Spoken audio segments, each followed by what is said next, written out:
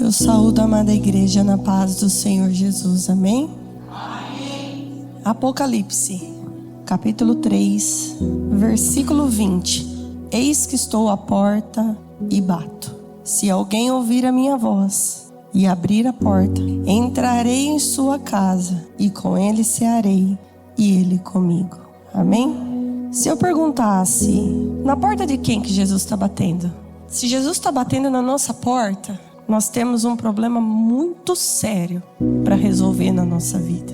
Quando a gente olha para o livro de Apocalipse, Apocalipse é um livro temido por muitas pessoas, porque nele contém todas as profecias daquilo que vai acontecer no dia da vinda do nosso Senhor. Apocalipse descreve para nós de maneira física, acredito eu, e espiritual, tudo aquilo que vai acontecer com esse mundo, com as pessoas que não ouviram a voz de Jesus e negaram o santo nome do Senhor, quando o fim de todas as coisas chegar. Só que se a gente começar a olhar no livro de Apocalipse, apesar de ter tantas profecias acerca daquilo que acontecerá com o mundo, Jesus não começa falando com o mundo, ele começa falando com a igreja. Porque logo no primeiro capítulo de Apocalipse, nós vemos Jesus mandando o apóstolo João na ilha de Patmos escrever cartas destinadas aos anjos das igrejas da Ásia Menor, aos 7 anjos da igreja. E por intermédio de João, Jesus faz elogios às igrejas. Jesus, ele faz exortações acerca daquilo que necessita ser mudado, e Jesus faz reprovações acerca da sua igreja. Quando a gente olha, por exemplo, para a igreja que estava em Éfeso, a igreja que deixou o primeiro amor, Jesus diz para ela: lembra de onde caístes, arrependa-te e volte às práticas das primeiras obras. Talvez muitos de nós aqui nessa manhã se encontram na posição da igreja de Éfeso, porque deixamos o primeiro amor, porque já não buscamos mais ao Senhor da mesma forma que buscávamos no início da nossa conversão, porque já não abrimos o nosso coração, já não temos mais a mesma fome, a mesma sede por buscar a palavra de Deus, por ouvir aquilo que o Espírito tem a dizer à sua igreja, da mesma forma que nós tínhamos lá atrás, quando nós demos o primeiro passo em direção ao nosso Senhor e aceitamos Ele nas nossas vidas. Se hoje nós nos encontramos na posição de Éfeso, a advertência para nós nessa manhã é: lembrar de onde caístes. Todo mundo sabe qual foi o tropeço que nos afastou do Senhor. Todo mundo sabe qual é a queda que nos distanciou do Senhor. E o Senhor Jesus nos diz: e arrepende-te e volte às práticas das primeiras obras. Quando a gente olha para a igreja, a carta direcionada à igreja de Esmirna, a igreja que vai passar pela tribulação do fim dos tempos, a única igreja que, quando nós lemos a carta, Jesus não diz que vai vir para ela. É a igreja que estará aqui quando o nosso Senhor Jesus voltar. É a igreja que vai nascer no tempo da tribulação. Para esses, Jesus diz, Ele adverte: sejam fiéis até a morte e dar-te-ei a coroa da vida. Lá atrás, Jesus morreu por mim e por você, para que hoje nós pudéssemos ter salvação. Mas a essa igreja, se quiser a coroa da vida, vai ter que morrer pelo nosso Senhor. Quando nós olhamos para a carta direcionada à igreja de Pérgamo, a igreja cuja qual tinha o trono de Satanás e não tinha o trono de Deus, a igreja que não era luz, a igreja que não era Betel, a igreja que tinha a doutrina de Balaão e não a doutrina de Cristo, a sã doutrina. A igreja que não tirava as pessoas dos embaraços, mas servia de tropeço para os fiéis. Para essa igreja, Jesus adverte: se arrependam antes que eu venha. Quantas vezes nas nossas vidas a gente tira Deus do seu alto e sublime trono para sentar Satanás? Porque ao invés de seguir a sã doutrina, a doutrina de Cristo, a gente prefere as doutrinas de Balaão, viver em tropeço, viver em pecado, comendo sacrifícios de idolatria, ao invés de santificar a nossa vida para o Senhor. Se nós estamos na posição da igreja de Pérgamo, o Senhor nos diz nessa manhã: arrependam-se antes que eu venha. Para a igreja que estava em Tiatira, igreja que tolerava Jezabel, igreja que vivia segundo as suas vaidades, segundo as suas concupiscências, servindo o seu ventre ao invés de servir a Cristo, e destituir todo falso profeta, toda falsa palavra, toda falsa doutrina. Jesus diz que para estes Ele vai dar a cada um segundo as suas obras. Mas aqueles que estão nesse meio, que não se contaminaram, que não conheceram as profundezas de Satanás e que conservam as suas vestes brancas, para esse Jesus vai voltar e entregar a coroa da vida. Para a igreja que estava em Sardes, a igreja que tem nome, que vive, mas está morta, Jesus adverte: lembra do que você tem recebido, lembra do que você tem ouvido, guarda esses ensinamentos no seu coração e se arrependam antes que eu venha sobre vós como um ladrão.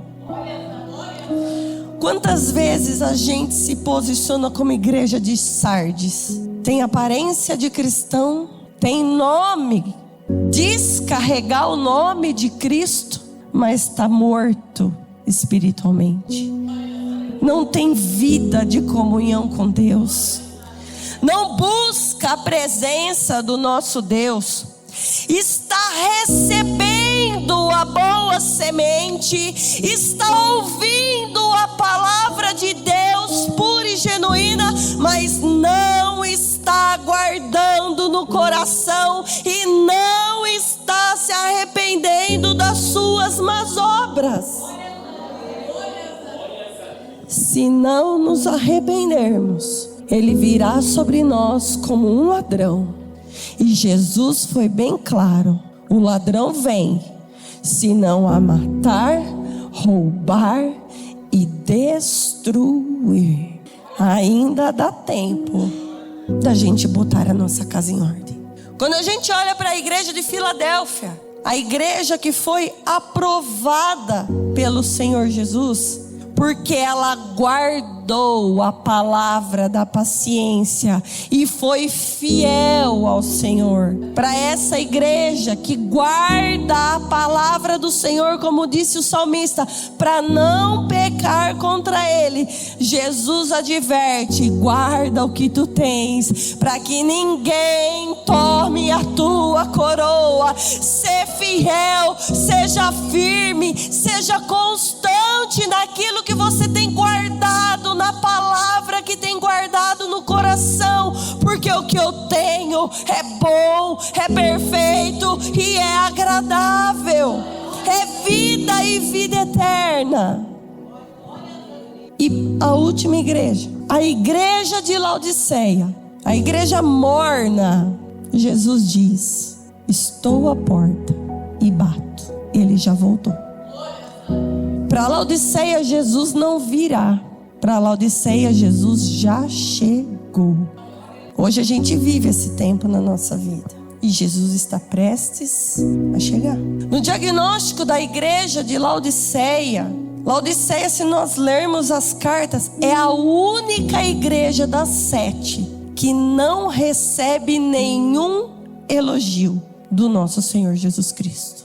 Laodiceia, a única coisa que ela recebe de Jesus é uma severa exortação a mudar de conduta, a mudar de comportamento. Apocalipse capítulo 3, do versículo 16 ao 19. Olha o que Jesus disse para essa igreja: assim, porque és morno e não és frio nem quente, vomitar-te-ei da minha boca. Como dizes, olha o que essa igreja dizia: rico sou, estou enriquecido e de nada tenho falta. E olha como Jesus enxerga ela: e não sabes que és um desgraçado, caiu da graça, foi desprovido da graça, miserável, pobre, cego e nu.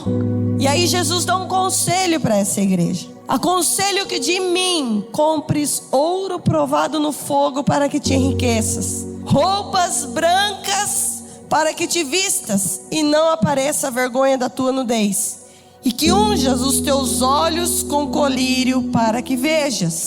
Eu repreendo e castigo a todos quantos amo. Sê, pois, zeloso e arrepende-te. Laodiceia se dizia rica, porque ela era uma cidade situada numa região portuária. Ela era o centro praticamente da Ásia Menor, e toda via comercial era obrigada a passar por ela, era rota comercial. E isso fez com que a cidade e as pessoas com que nela moravam se enriquecessem tanto, que certa feita a cidade foi destruída pelos inimigos por uma invasão. E quem reconstruiu a cidade inteira não foi o governo, foram os moradores dela, com as suas próprias riquezas, com o seu próprio ouro, com as suas próprias pratas. Por isso que Jesus diz que o ouro que tinha valor e que era para essa igreja buscar nele era o ouro provado no fogo, porque tinha muitas riquezas injustas no meio. E quando a gente busca o ouro provado no fogo, a gente busca a nossa purificação. Quando a gente busca o ouro provado no fogo, a gente tira as escórias, a gente tira as impurezas, a gente tira as imperfeições e se torna maleável, se torna moldável pelas mãos do ourives, que é o nosso Senhor. Laodiceia estava apoiada nas suas riquezas terrenas, nas suas riquezas injustas, e esqueceu do principal. Riqueza não é sinônimo de Deus. Quando Jesus estava no deserto e foi tentado por Satanás, Satanás disse a ele, mostrou as riquezas e as glórias deste mundo e disse: tudo isso daqui eu te dou, se prostrado me adorares. Quando a gente se prostra para Satanás, ele também concede falsas riquezas, ele também concede falsas glórias, para que a gente pense que a gente é rico. Mas Jesus olha para mim, para você e fala: é pobre, é miserável. O ouro que precisa buscar, o ouro que precisa ter, não tem, não busca. Jesus manda essa igreja comprar roupas brancas, porque a cidade de Laodiceia era o maior centro de tecelagem que existia naquela região. Fornecia roupas, fornecia lã para as outras pessoas, para as outras cidades confeccionarem as suas roupas. Mas sabe qual era a cor da lã que Laodiceia fazia? Preta. Era uma igreja que não tinha santidade. Era uma igreja que não buscava santificação. Era uma igreja que não tinha óleo na cabeça e que as vestes não eram alvas em todo o tempo. Precisava ser purificada.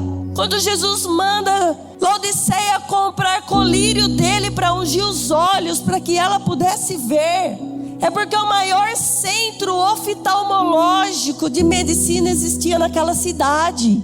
Eles achavam que tinham visão, mas eram cegos. Eles achavam que tinham entendimento, mas não conheciam ao Senhor. Conheciam só de ouvir falar. Os olhos deles não contemplavam ao Senhor, porque estavam ocupados demais buscando as riquezas e as glórias terrenas. Quando a gente estuda o nome Laodiceia, Laodiceia é uma palavra grega composta por duas outras palavras. Laos, que significa povo, e dike, que significa costume. Logo a gente entende que Laodiceia é a igreja que faz o costume do povo e não faz a vontade de Deus. E essa é a realidade nos dias de hoje. E a gente não pode se esquecer que igreja, ela é tratada de forma coletiva, o templo, mas ela também é individual. Eu sou uma igreja, cada um que está aqui é uma igreja. Qual é o costume que a gente está fazendo? É o costume do povo ou é o costume de Deus? A congregação que a gente frequenta, qual é o costume que ela está fazendo? É o costume do povo ou é o costume de Deus? Laodiceia é o tempo que nós estamos vivendo hoje. Igreja de Cristo, igreja de forma coletiva ou de forma individual, ela não foi feita para fazer a vontade do povo, ela foi feita para fazer a vontade de Deus. Igreja não foi feita para seguir o costume dos homens, o costume do povo. Igreja foi feita para seguir o costume do Senhor, que é a sã doutrina, a sua palavra. Olha o que diz em Atos 16, versículo 5. De sorte que as igrejas eram confirmadas na fé. A igreja deve ser confirmada na fé. E a fé vem pelo ouvir, e ouvir a palavra de Deus. Mas se a palavra do homem é maior do que a palavra de Deus, Laodiceia está fazendo o costume do povo e não está fazendo o costume de Deus. Olha o que diz 1 Coríntios capítulo 1, versículo 2. Olha a carta que Paulo escreve à igreja de Deus que está em Corinto. Para quem ele escreve? Olha quem compõe a igreja de Deus. Aos santificados em Cristo Jesus, chamados santos. A igreja é composta pelos santos, aqueles que se santificam no sangue do Cordeiro, aqueles que lavam, embranquecem as suas vestes, aqueles que confessam e deixam os seus pecados, o pecado do mundo, porque o sangue do Cordeiro tira o pecado do mundo. Mas se o mundo é maior em nós, se o mundo é maior na nossa congregação do que a santificação do Senhor nas nossas vidas, Laodiceia, estamos fazendo o costume do povo e não estamos fazendo o costume de Deus. Olha o que diz Efésios capítulo 5, versículo 27. Olha como a igreja deve se apresentar: gloriosa, sem máculas, nem rugas, nem coisas semelhantes, mas santa e irrepreensível. Uma igreja gloriosa é uma igreja que reflete a glória de Deus, porque ela não trata Deus como Deus, ela trata Deus como o Senhor Deus nas suas vidas. Uma igreja gloriosa, ela é a imagem e a semelhança do Senhor. Uma igreja sem máculas, uma igreja sem manchas, uma igreja sem sujeira, é aquela que vai trabalhar para se purificar de tudo aquilo que não convém a Deus. Uma igreja sem rugas, é uma igreja que mata o velho homem, é uma igreja que sepulta as obras da velha criatura e se reveste do novo homem, nascido em Cristo, incorruptível. Uma igreja sem coisas semelhantes é uma igreja que não fica buscando jeitinho para fazer coisas parecidas com o mundo. A igreja que não tem coisas semelhantes, ela não participa do arraial gospel. Ela não participa do carnaval gospel. Ela não bebe a cerveja sem álcool. Ela não usa e não participa de nada que se assemelha com o mundo, com o pecado. Mas ela é santa, ela é irrepreensível, ela é pura, ela se lava, ela se embranquece, ela se santifica. Mas se a gente está refletindo o mundo e não está refletindo Cristo, se a gente continua fazendo as mesmas coisas da velha criatura, que era para estar sepultada, e não nasceu de novo, não é ainda um novo homem, uma nova mulher nascida em Cristo, Laodiceia está fazendo a vontade do homem, o costume do povo, e não está fazendo a vontade de Deus.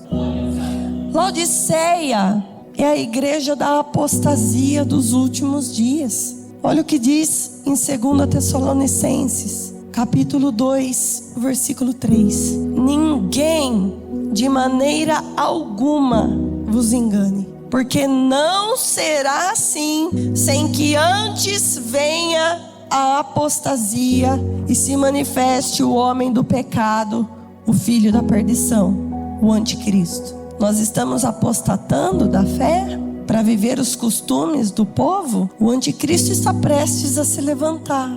Jesus está prestes a chegar. Nós vamos nos arrepender antes que o Senhor venha? Ou nós vamos querer esperar a condenação do juízo final?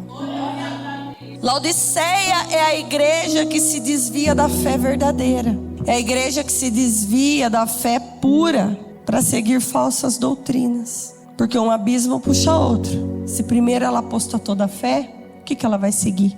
1 Timóteo capítulo 4, versículo 1 diz: o Espírito expressamente diz que nos últimos tempos apostatarão alguns da fé, dando ouvidos a espíritos enganadores e a doutrinas de demônios. Infelizmente, o que a gente mais tem visto hoje são igrejas de forma individual ou de forma coletiva se comportando como Laodiceia. Espiritualmente estão apoiados nas suas riquezas injustas, estão construindo celeiros maiores, construindo impérios mirabolantes, ajuntando tesouros na terra onde a traça e a ferrugem corrói, ao invés de ajuntar tesouros no céu. A igreja precisa se posicionar diante de Deus, seja ela coletiva, seja ela individual. A gente não tem mais tempo para ficar brincando. A gente não tem mais tempo para ver no que vai dar. A igreja precisa se posicionar diante do pecado. A igreja não pode ser morna, como Laodiceia era. Porque a igreja não foi feita para ser vomitada por Jesus. A igreja foi feita para ser a imagem e a semelhança de Jesus. Nós precisamos buscar urgentemente um avivamento do Senhor. Teologias de prosperidade vai formar cristãos como Laodiceia para serem vomitados, porque são soberbos, porque são arrogantes, porque são cheios de avareza e vazios de Deus. isso faz Jesus nos vomitar. Por isso que em Apocalipse 3,16 ele diz para essa igreja: assim porque és morno e não é quente nem frio, vomitar-te-ei da minha boca. Obras mornas nos lançarão fora da presença de Deus. E o desejo de Jesus não é lançar ninguém fora, mas é partilhar o céu conosco, é partilhar o seu reino conosco. Ele tem coisas reservadas para nós que o nosso olho não viu, o nosso ouvido não ouviu, que nem passou pelo nosso coração, pelo nosso pensamento, mas que a gente nega e rejeita por correr atrás daquilo que tem dia e hora para acabar, por priorizar aquilo que, ao invés de nos trazer para perto de Jesus, nos faz ser mornos na presença dele. Por isso que Jesus fala para essa igreja: estou à porta e bato. Irmãos, olha o que uma obra morna faz com Jesus na nossa vida. Quando Jesus fala, eu estou à porta e bato, ele não está do lado de dentro, ele está do lado de fora.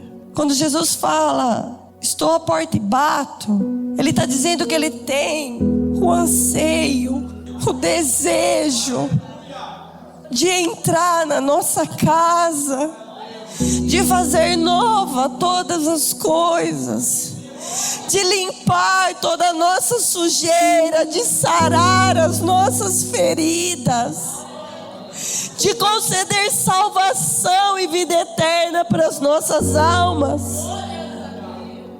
Mas a gente insiste em deixar a porta fechada e ele para o lado de fora. A igreja que fecha a porta para Jesus, ela não dá livre acesso para a palavra de Deus. A igreja que fecha a porta para Jesus, ela rejeita o pão vivo que desce dos céus. A igreja que fecha a porta para Jesus, ela não quer negar a si mesmo, tomar a sua cruz e seguir. Porque fazer a vontade da carne, fazer a vontade dos homens é mais gostoso, é mais prazeroso. Sabe quando é que a gente se comporta dessa maneira? Sabe quando a gente é indiferente com as coisas do Senhor? Hoje vai ter culto. Mas se eu não for hoje, tem outro dia para ir, eu não preciso ir. Hoje vai ter monte.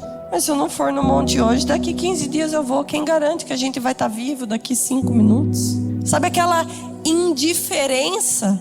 Sabe aquela indecisão? Sabe aquela mornidão? Ora eu tô quente, ora eu tô frio. Ora eu tô para cima, ora eu tô para baixo. Ora eu vou e pego firme, ora eu saio e vou embora. Morno. Jesus não está dentro, Jesus está fora. Sabe quando a gente quer servir o mundo e ao mesmo tempo a gente quer servir a Deus e a gente não se posiciona diante das Escrituras? Jesus está fora, não está dentro. Sabe aquele posicionamento que Jesus já pediu para mim e para você tomar e que a gente ainda não tomou?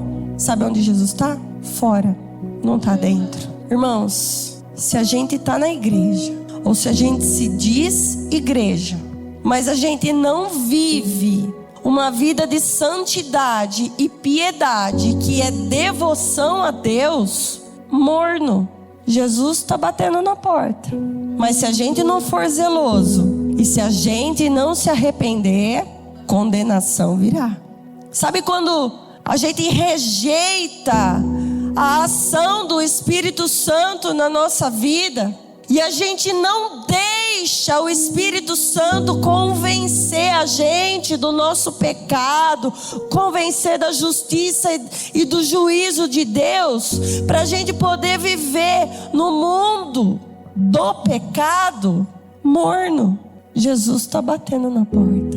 Ser, pois, zeloso e arrepende-te. E qual é o cuidado que nós temos que ter? Gênesis capítulo 4, versículo 7, a parte B. Olha o que Deus falou para Caim: se não fizeres bem, o pecado jaz à porta.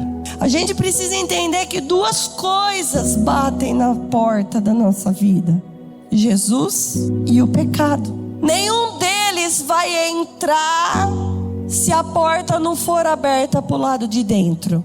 Alguém chega na casa da gente entrando, ou ela bate na porta e espera quem está dentro abrir? O pecado está batendo, mas Jesus também. Para quem que nós vamos abrir a porta? Para quem nós vamos escolher abrir a porta? Por isso que o texto que nós meditamos, Jesus começa dizendo, Apocalipse 3:20. Eis que estou à porta e bato, ponto e vírgula. Se a gente abrir a porta para o pecado, ponto final, porque o salário do pecado é a morte. Mas se a gente ouvir a voz e abrir a porta para ele entrar e para ceiar, irmãos, vírgula, porque o que ele tem para oferecer para nós, se nós entendêssemos o que Jesus tem para oferecer para nós nessa ceia, nós não pensaríamos duas vezes em abrir a porta ou em deixar ele pro lado de fora. Antes dele bater, a gente já ia pegar ele, trazer pro lado de dentro e falar: Senhor, fica aqui, faz o que o Senhor quer, essa casa é sua, habita, Senhor, dentro de mim. Eu quero trazer alguns exemplos, irmãos, do que Jesus pode fazer na nossa vida quando a gente escolhe abrir a porta para Ele. Lucas capítulo 4, versículo 38 e 39. Ora, levantando-se Jesus da sinagoga, entrou na casa de Simão. E a sogra de Simão estava enferma com muita febre, e rogaram-lhe por ela. Inclinando-se para ela, repreendeu a febre, e esta a deixou. E ela, levantando-os, servia-os. Quando Jesus entra na casa, existe cura nas nossas vidas. Quando Jesus entra na casa, Ele vai sarar as feridas, Ele vai curar as dores, Ele vai tirar as amarguras, Ele vai pôr de pé o doente. Tem alguma enfermidade que está deixando a gente na cama e está impedindo a gente de servir, como aquela mulher estava impedida por estar doente? Ouça a voz de Jesus nessa manhã. Abra a porta do coração e deixa Ele entrar e cear, para que a cura aconteça nas nossas vidas. Olha o que diz em Marcos capítulo 2, do versículo 1 ao versículo 13. E alguns dias depois entrou outra vez em Cafarnaum, e soube-se que estava em casa. Jesus estava na casa. Jesus entrou, e logo se ajuntaram tantos, que nem ainda nos lugares junto à porta cabiam, e anunciava-lhes a palavra. Quando Jesus entra na casa, Ele vai anunciar a palavra. E vieram ter com Ele, conduzindo um paralítico, trazido por 4. E não podendo aproximar-se dele por causa da multidão, descobriram o telhado onde estava, e fazendo um buraco, baixaram o leito em que jazia o paralítico. E Jesus, vendo a fé deles, disse ao paralítico: Filho, perdoados estão os teus pecados. E estavam ali assentados alguns dos escribas, que arrazoavam em seus corações, dizendo: Por que este diz blasfêmias? Quem pode perdoar pecados senão Deus? E Jesus, conhecendo logo em seu espírito que assim arrazoavam entre si, lhes disse: Por que arrazoais sobre essas coisas em vossos corações? Qual é mais fácil? Dizer ao paralítico: Estão perdoados os teus pecados? Ou dizer-lhe: Levanta-te, toma o teu leito e anda? Ora, para que saibais que o Filho do Homem tem na terra poder para perdoar os pecados, disse ao paralítico: A ti te digo, levanta, toma o teu leito e vai para a tua casa. Quando a gente abre a porta para Jesus, existe restauração nas nossas vidas e perdão dos nossos pecados. Ele vai nos limpar, Ele vai nos religar ao Pai, que outrora perdemos a ligação por causa dos pecados, e aquilo que impede a nossa caminhada, Ele vai dizer: Levanta, toma o teu leito e anda.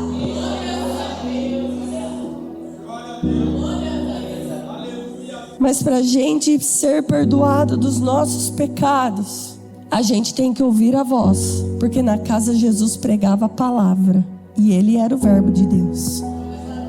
E a gente tem que abrir a porta e deixar Ele entrar para poder perdoar e restaurar aquilo que está impedindo a nossa caminhada. Outro exemplo do que Jesus pode fazer quando a gente abre a porta, Lucas capítulo 8. Nós vamos ler o versículo 41, 42 e depois o versículo 51 ao 55. A palavra diz: E eis que chegou um homem de nome Jairo, que era príncipe da sinagoga. E prostrando-se aos pés de Jesus, rogava-lhe que entrasse em sua casa. Porque tinha uma filha única, quase de 12 anos, que estava à morte. E indo ele, apertava-o a multidão. Versículo 51. E entrando em casa, a ninguém deixou entrar, senão a Pedro, Tiago, João, e o pai e a mãe da menina. E todos choravam e pranteavam, e ele disse: Não choreis, não está morta, mas dorme. Riam-se dele, sabendo que estava morta. Mas ele, pondo todos para fora e pegando-lhe na mão, clamou dizendo: Levanta-te, menina.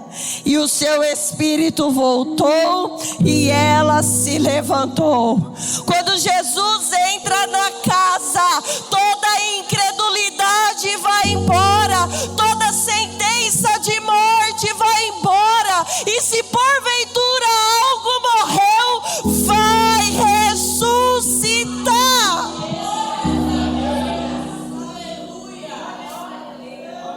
Mas a gente precisa ouvir a voz e abrir a porta para Ele entrar e cear conosco.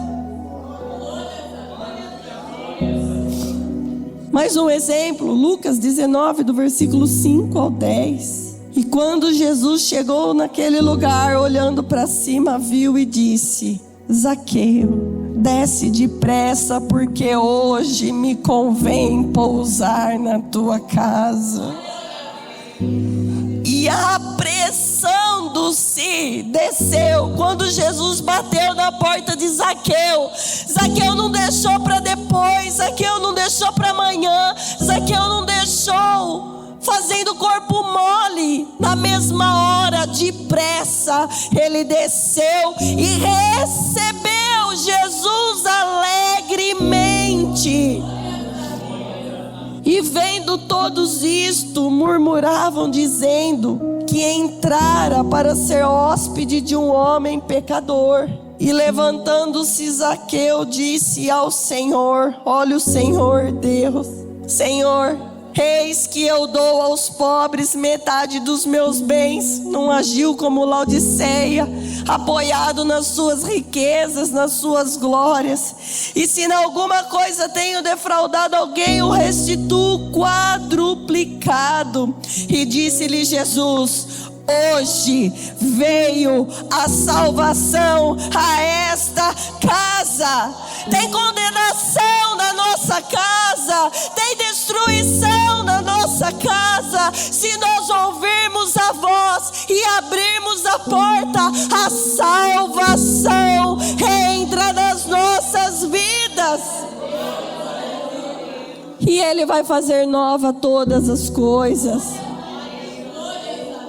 Jesus não quer deixar ninguém de fora. E Ele também não quer ficar do lado de fora. Ele quer entrar na nossa casa, da mesma forma que Ele deseja que nós entremos no seu reino. Ele quer fazer novas todas as coisas nas nossas vidas. Ele quer que nós vençamos este mundo da mesma forma que Ele venceu, para que assim como Ele se assentou no trono do Pai, nós também possamos nos assentar no seu trono com Ele.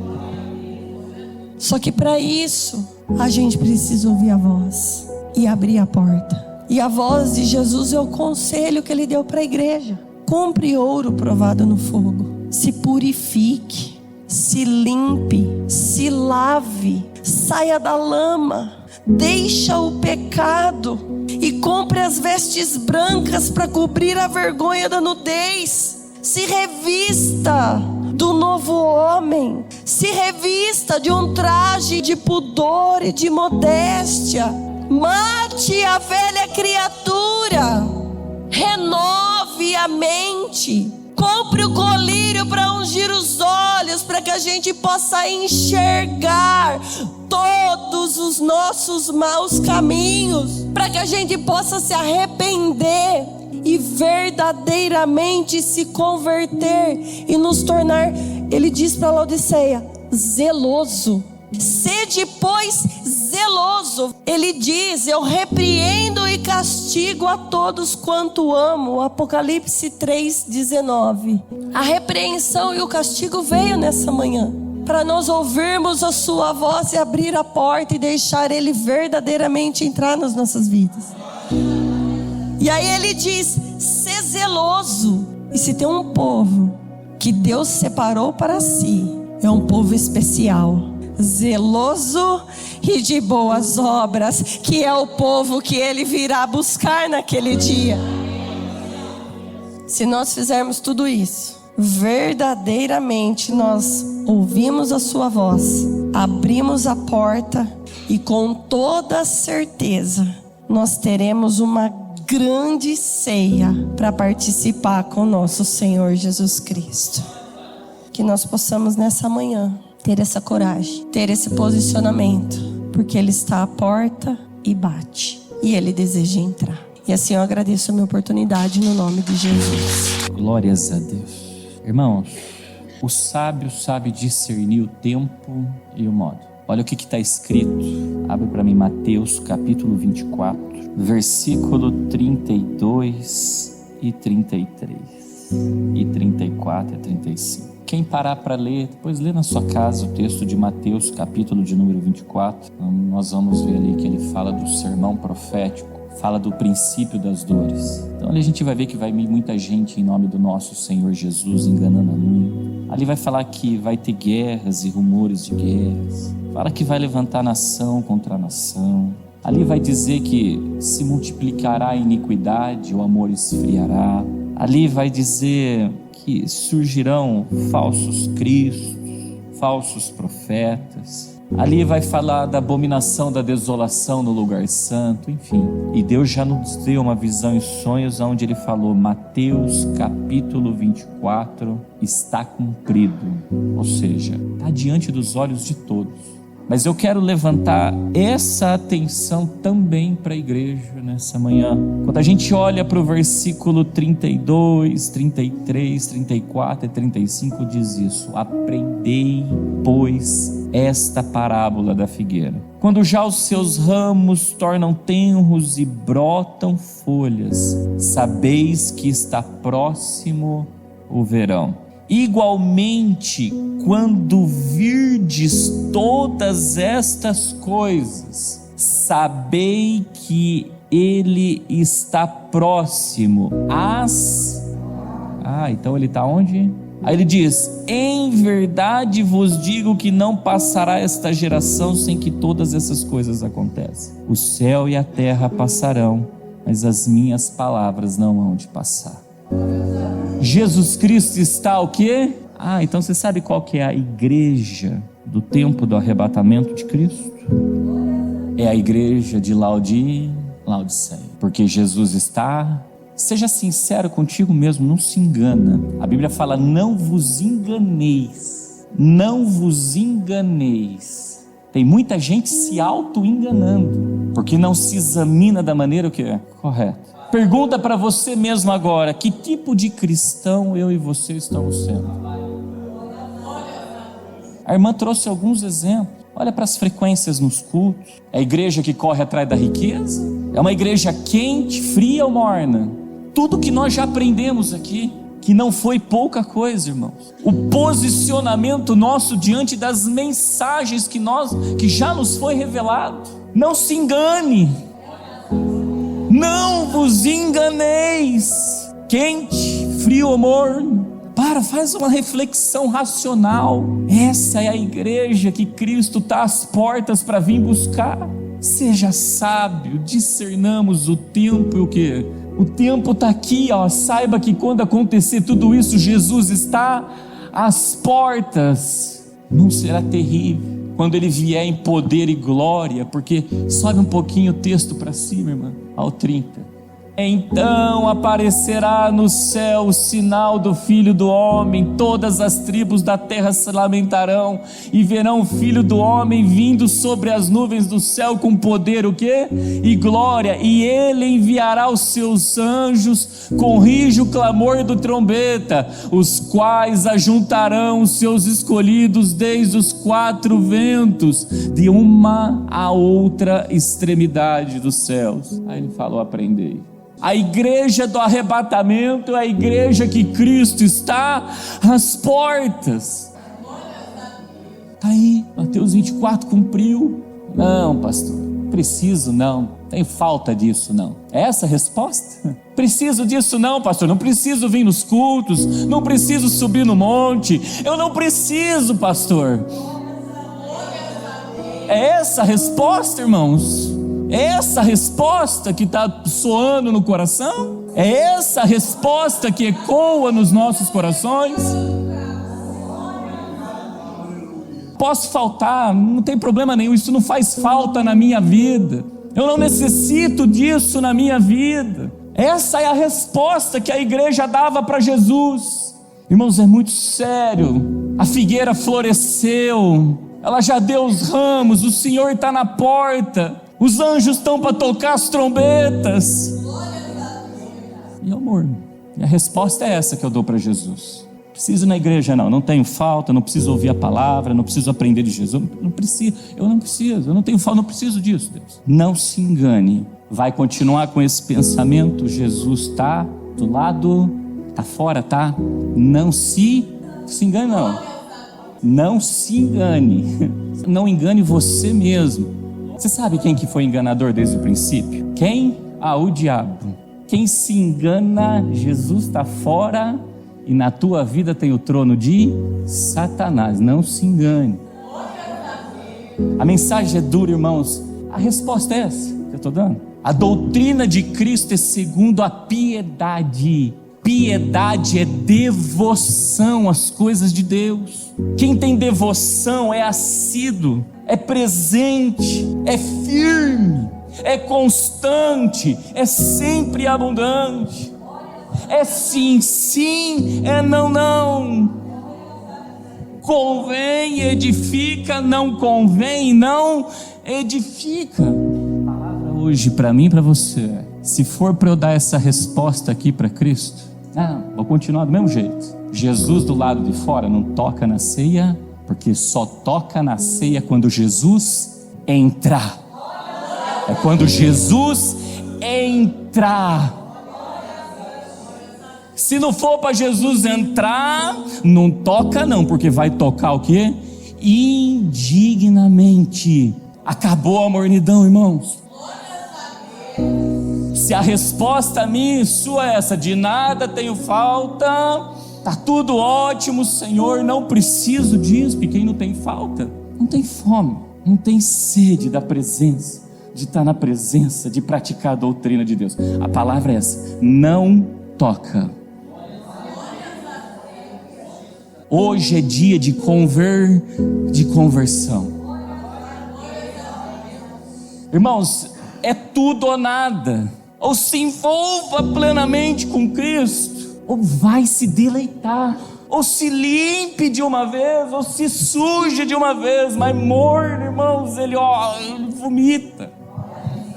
Só vomita, irmãos, quem tem nojo. Você sabe como que Deus está olhando para essa terra quando Ele diz que Ele está à porta? É isso que Ele está dizendo. Eu estou quando vim esses sinais que vocês estão vendo, você pode ter certeza, eu vou estar com nojo da terra.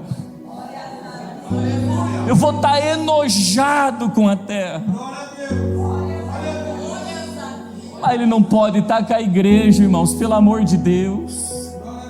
Eu vou estar enojado com esse mundo, mas não com a igreja. Nós vamos tirar aí 5 minutos de reflexão. Se a resposta para Jesus é essa: estou enriquecido e de nada tenho falta, ou seja, eu não preciso mudar. As minhas riquezas corruptas, injustas, supre as minhas necessidades, Deus. Eu não preciso mudar de comportamento. A palavra do teu pastor é, e aí cada um vai examinar a si, não toca. Porque está escrito aqui embaixo: eis que estou à porta e bato. Se alguém ouvir a minha voz, não pode dizer eu estou enriquecido, de nada tenho falta. Aí ele fala: e abrir a porta, entrarei em sua casa e com ele cearei e ele comigo. Aqui é a ceia de Deus. A ceia de Deus é para quem abre a porta. Irmãos, guarda algo: a casa nunca fica vazia. Se Jesus está do lado de fora, o pecado está dentro. Como, pastor? Eu não vivo uma vida de promiscuidade. A palavra de Deus é que aquele que sabe o bem que tem que fazer e não faz, comete pecado. Não é só se prostituir não, irmãos. Não é só fazer um monte de coisa errada lá não. Se eu sei o bem que eu tenho que fazer e eu não faço, eu cometo pecado. Cometo pecado. E não esquece de algo: as riquezas injustas, que é tomar o lugar de Cristo nas nossas vidas. É isso que acontece e está acontecendo nos últimos dias. É tempo de nós transformarmos a alegria em choro, o gozo em tristeza. Se for ter posicionamento, toca na ceia. Se não for ter um posicionamento, não toca, porque tocará indignado, vai ser pior. Pastor, minha vida está desse jeito. Faz um voto com Deus se quiser tocar. E quem vota, paga. Porque quem votar e não pagar também cometeu pecado. E cada um responde para si mesmo: que cristão está sendo? Quem reconhece que é um miserável, irmãos? Porque o apóstolo Paulo disse isso: miserável homem que sou, quem me livrará da condenação? Quem reconhece a tua miséria, o teu estado diante de Deus, você pode ter certeza absoluta. Ele não rejeita nada que vem de Deus para trocar pelas riquezas deste